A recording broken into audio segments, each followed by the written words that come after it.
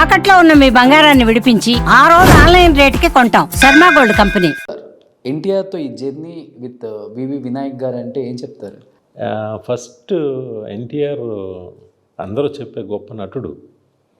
అంటే ఒక సీన్ పేపర్ని చూడకుండా జస్ట్ ఒకసారి చూసి ఓన్ చేసుకుని డైలాగ్స్ చెప్పి ఏమీ అతను అసలు ప్రిపేర్ అవ్వడు. డే వన్ నుంచి కూడా సార్ అస్సలు. ఓకే. తనకి ఏదో వరం అంతే. వస్తాడు, కెమెరా ముందుకు వస్తే ఏదో చేస్తాడు, మ్యాజిక్ వస్తుంది.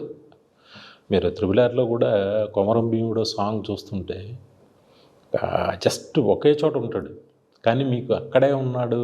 అది ఒక లెంగ్దీ సాంగు, మీకు ఆ ఫీలింగ్ ఏమీ రాదు. చూడండి, ఒక 5 minutes జస్ట్ అతను క్లోజప్తో కట్టిపాడేశాడు, అంతే కదా.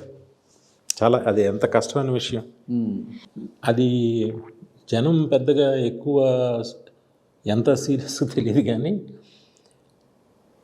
యాజ్ అ డైరెక్టర్గా ఒక పెద్ద కమర్షియల్ హీరో, నేను ఒక పెద్ద కమర్షియల్ డైరెక్టర్గా ఉండి అదుర్స్ అనే సినిమా చేయడం అనేది పెద్ద సాహసం అన్నమాట, చాలా పెద్ద సాహసం. అలా చూసిన ఎన్టీఆర్ గారిని ఇలా చూడాలంటే యాక్సెప్ట్ చేయాలి ఆడియన్స్. చాలా చాలా పెద్ద సాహసం. ఏదన్నా మిస్ఫేర్ అయితే అసలు వచ్చిందా, ఎంత మంచి పేరు వచ్చిందో అంత బ్యాడ్ వచ్చేది. అవును, తను ఏదైనా చేయగలడు.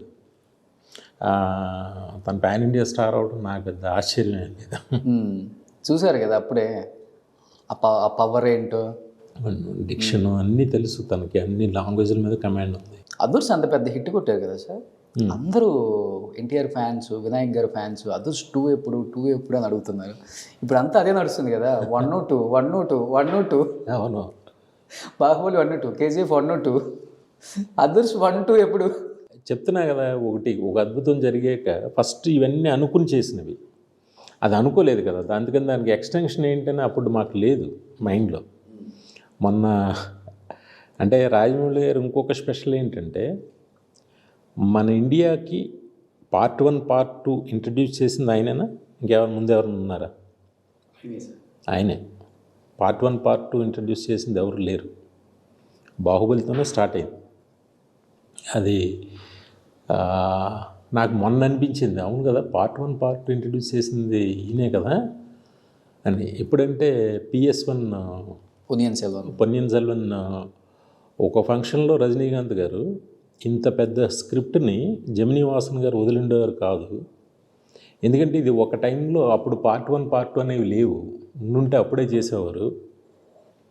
ఈ సినిమా ఇప్పటివరకు చేయలేకపోవడానికి కారణం Part 1, Part 2 అనే సిస్టమ్ లేకపోవడం అని చెప్పి. అప్పుడు నేను అనుకున్నాను, ఓహో, మన బాహుబలి 1 and 2 లేకపోతే ఇది కూడా వచ్చేది, ఇప్పుడు కూడా వచ్చేది కాదేమో. డెఫినెట్గా